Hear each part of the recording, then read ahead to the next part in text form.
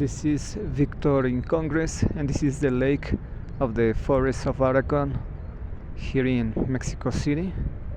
Today is Saturday, July 19, and this is a splendid view, a magnificent place to visit alone, with friends or family.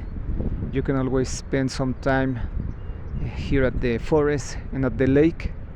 Enjoy the view, appreciate the things that you can cherish and enjoy here at this spot, at this beautiful and magnificent place.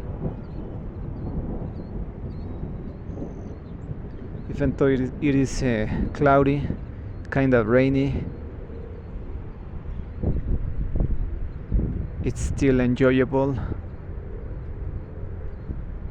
Wow, the silence is also wonderful. The birds, there's squirrels. I don't know if there's fish, but it's still breathtaking. Well, that's it for now. I hope that you guys enjoy this video.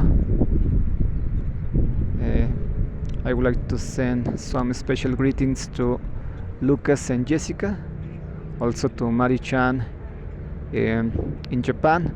And as for Lucas and Jessica and their child, their baby boy, they're in the USA, and this is Mexico. So long, bye now.